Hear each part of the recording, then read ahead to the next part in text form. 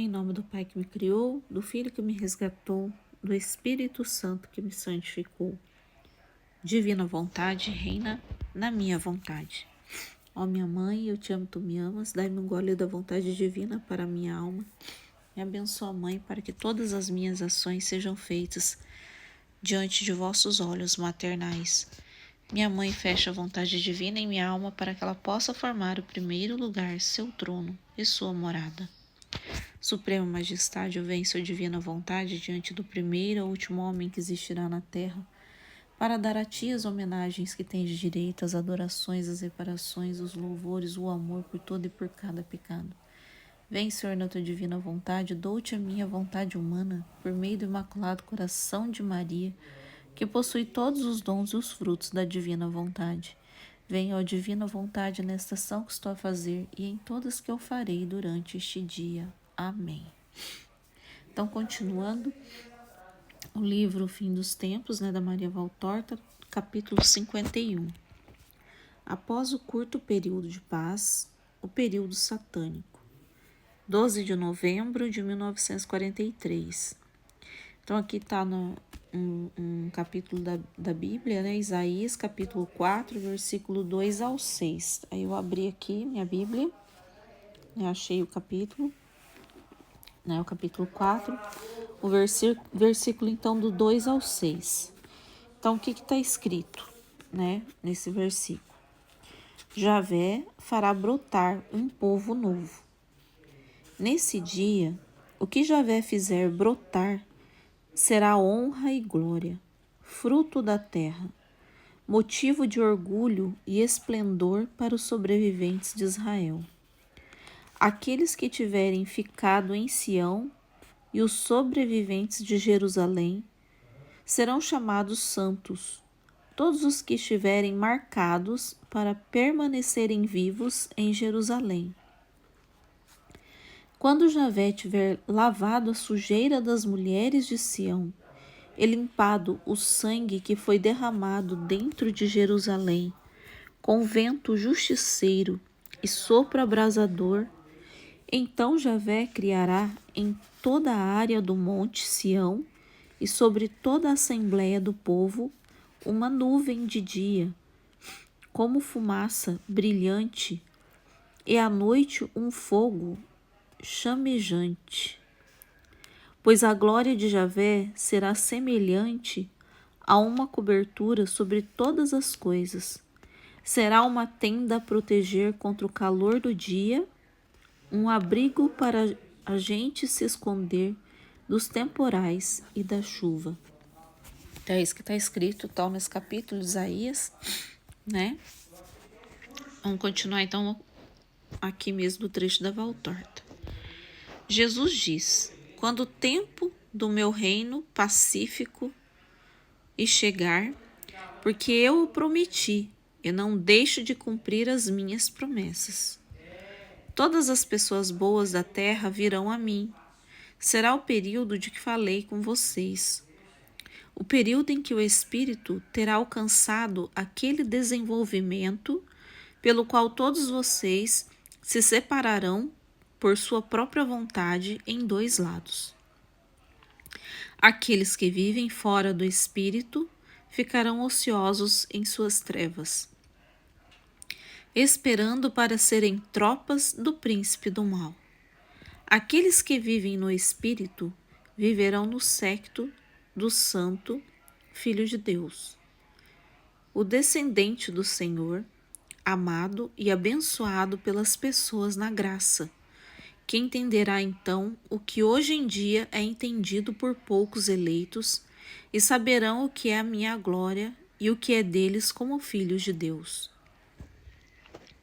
Eu reunirei os meus santos, porque santo é aquele que me ama e me segue obediente e fielmente. Eu os reunirei desde os quatro cantos da terra, e por amor ao seu amor, perdoarei as iniquidades das pessoas. A bondade dos santos apagará a severidade da justiça. E o meu amor e os dos santos, com o seu fogo, limparão a terra.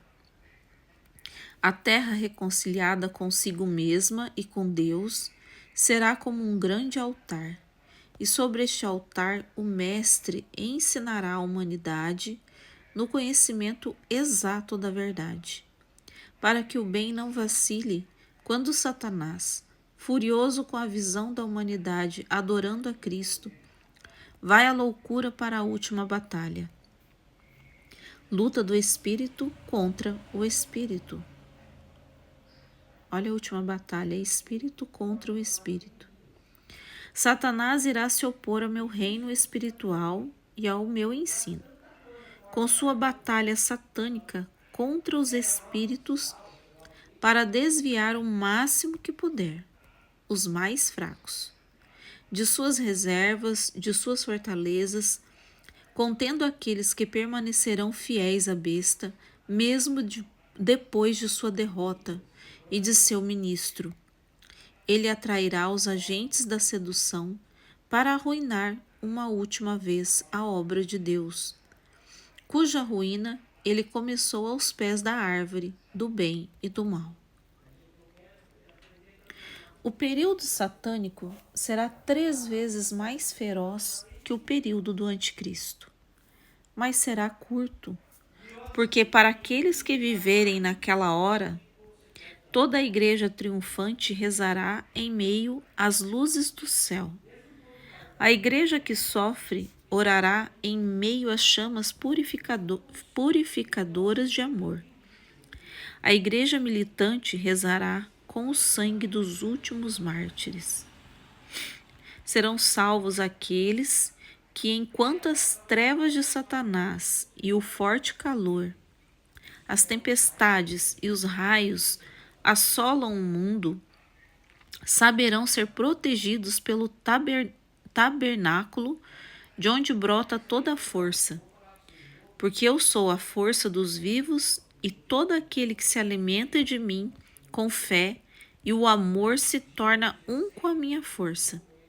E os que serão salvos serão poucos, porque depois de séculos e séculos de meu amor pela humanidade, a humanidade ainda não aprendeu a amar.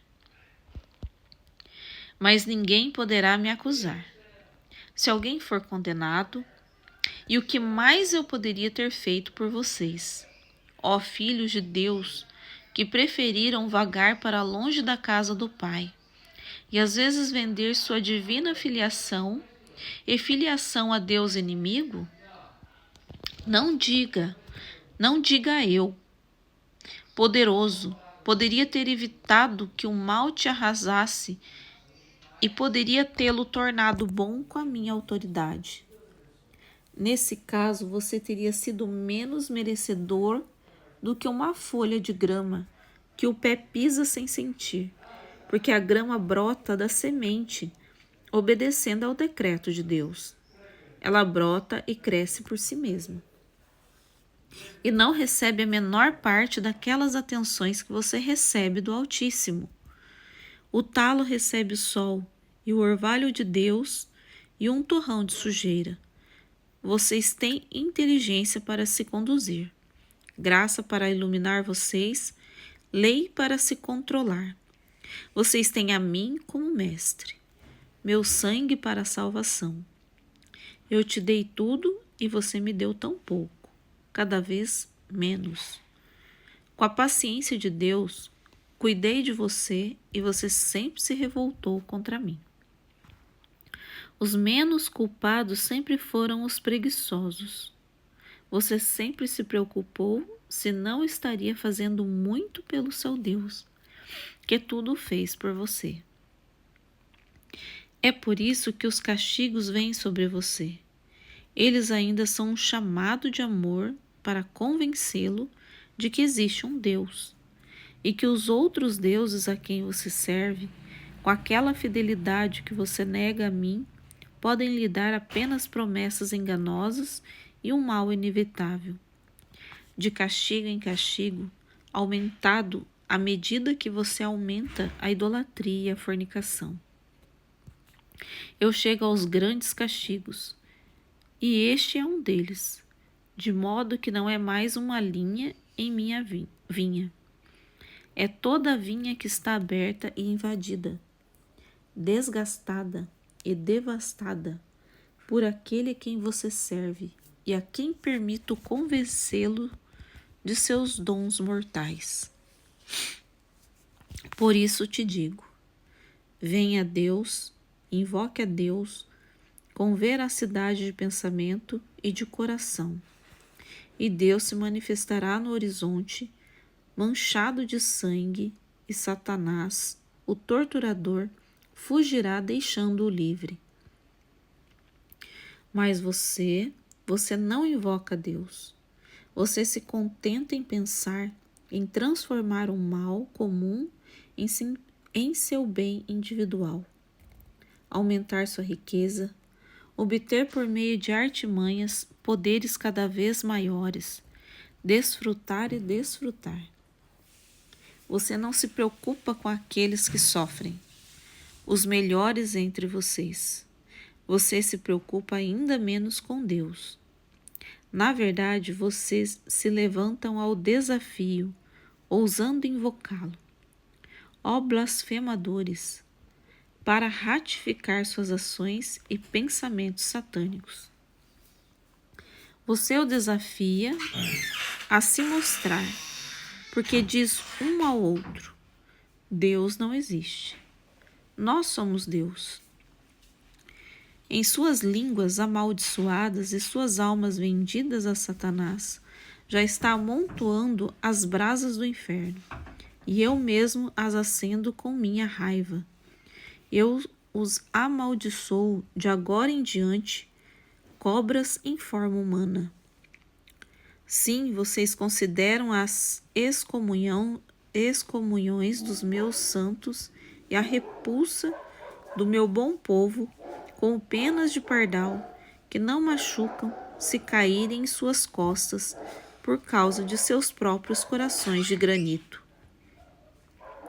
No entanto, minha maldição entrará para atormentá-los, porque sou aquele que abre os vales, corta as montanhas, divide os mares, sacode a terra com a vontade de minha mente.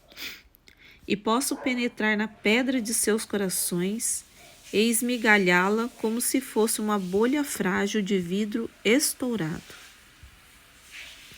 Profanadores, mentirosos, vocês ímpios, sejam amaldiçoados por todo o mal que vocês fazem, por todas as almas que me importam, as quais vocês lançam no desespero da bondade de Deus, que vocês corrompem com seus exemplos e que roubam de mim ao arruiná-los em todos os sentidos. Mas não se preocupe. Como serei justo e compassivo com os fracos, que você com sua força transformaram no mal. Da mesma forma serei justo e implacável com você. Deste mundo em diante, seu poder, sua riqueza roubada, deste lado da aflição de milhares de pessoas, se extinguirá em fumaça entre suas mãos, como a fumaça da palha, sendo queimada, porque é muito suja para mantê-lo. E nenhuma defesa será de qualquer utilidade para vocês que ultrapassaram todos os limites. Que aqueles que têm ouvidos para ouvir, ouçam. A mão manchada de sangue não será estendida contra a pureza branca do santo que fala em nome do Santo dos Santos. O templo de Jerusalém, porque seus alicerces, mesmo antes de serem iniciados, foram batizados no sangue dos meus heróis, e suas pedras tiveram como orvalho a purificação púrpura de intocáveis mártires. Nele está a cama sobre a qual repousa, esperando para levantar-se ao lado de seu mestre, a carne de minha rocha escolhida. E eu juro a todos vocês que esse lugar é muito mais sagrado do que o templo de Salomão. Já é o paraíso. Cabe a vocês entenderem por que e os profanadores deste lugar serão atingidos por aquilo que acontecerá a todos aqueles que desafiaram a glória do Senhor. Capítulo 52. Miragens no caminho para o abismo. Pouco antes do início do nosso extrato, o texto menciona o rosto de Deus, que os humanos obrigaram a recuar para longe da crescente torrente de crimes que, depois de devastar a terra, se lançam contra os céus. 16 de novembro de 1943. Jesus diz: as pessoas forçaram a face de Deus de volta. Eles se recusam a reconhecê-lo. Eles não acreditam nisto. Eles substituíram isto com o que é sua ruína. Eles estão nas mãos dos poderes ocultos rebeldes ao sinal de Deus, e são aqueles que eles servem, que acreditam, que obedecem. Vozes e mais vozes vêm de fontes enganosas, e nenhuma delas diz a verdade, ou um vislumbre de verdade. São risos de demônios que zombam das pessoas, riso que se transforma em palavras mentirosas para desviar cada vez mais as pessoas, e as pessoas os ouvem. Eles querem saber o futuro para saber o que fazer. O futuro está aqui, na minha palavra, para evitar este presente que é pior do que um pesadelo e um castigo. Você deveria ter estudado esta palavra. Deveria saber como para lê-lo e agir de acordo com seus ensinamentos morais, históricos e sobrenaturais, para tornar o futuro menos atroz. Você deve estudar mais uma vez essa palavra que ensina o bem e a verdade. Repito, deixe os mortos onde estão. Se forem abençoados, só podem dizer o que a palavra já está dizendo, porque os santos do Senhor falaram a mesma língua que o Senhor. Se eles forem condenados, eles podem dizer a você apenas a palavra de seu pai, o mestre e rei da falsidade. Você pode acreditar que o enganador poderia ter um átomo de misericórdia e conceder-lhe uma luz que seria a luz da salvação? Claro que não. Pelo contrário, perseguindo a sua meta, pensa ele por você, miragens entre os quais se abre o abismo do abismo. Então Jesus está falando, né, que tem que se preocupar com o presente, né, que é a palavra, é se dedicar à palavra, né? Não ficar pensando no futuro, tem que se dedicar com a palavra. E os santos, né, tá falando que os santos repetiram as palavras dele, né? Então os santos que são, quem é abençoado repete as palavras de Jesus, né? Porque Jesus é a palavra que se fez carne e habitou entre nós. Então a gente repete o que é a vida de Jesus, né? Tem que sair da nossa boca as palavras de Jesus, né? E os enganadores, eles é Satanás, né? Porque Satanás não vai ter um pingo de misericórdia, né, com ninguém. E o pior é que ele fala que muita gente segue e acredita, né? As falsidades de Satanás, né? E escuta eles, né? Não procura a verdade. E você está caindo de cabeça no abismo, pois não tem mais como guia a luz da manhã. Deus, seu santo Pai. Cegos guiados por cegos. Seus espíritos corrompidos vagueiam de erro em erro, de ruína em ruína. Você se choca contra um e machuca um ao outro repetidas vezes, com novas feridas e novos desastres. Vocês se odeiam pelo mal que fazem um ao outro, e pegam um punhado desse ódio, crescendo em seus corações, e jogam em Deus, enquanto consideram ser responsável pela sua maldade. E uma vez que o ódio não pode chegar ao céu, ele volta para você como fogo e chamas, fome, mortes, devastação, desespero e escuridão. Não haverá trégua até que você perceba da maneira mais difícil que a violência não adianta, que o sangue pesa sobre o estômago e não alimenta, que o ódio não cria, ele destrói. E não haverá trégua até que seus corações se voltem para Deus. Eu sou aquele que pode dar-lhes paz, e não usando suas armas assassinas, mas usando minha arma sagrada, a cruz, e quebrando suas armas assassinas com meu amor. Não apresse o julgamento de Deus indo longe demais no pecado. Não haja de forma que o intervalo entre o tempo do anticristo e o tempo de Cristo seja muito curto, pois se é verdade que os últimos dias serão abreviados por amor para os eleitos. Também é verdade que você deve fazer uma pausa pacífica para ganhar novas forças para a última batalha satânica. Vou jogar a pedra de volta no covil de Lúcifer após a derrota da besta e seus escravos.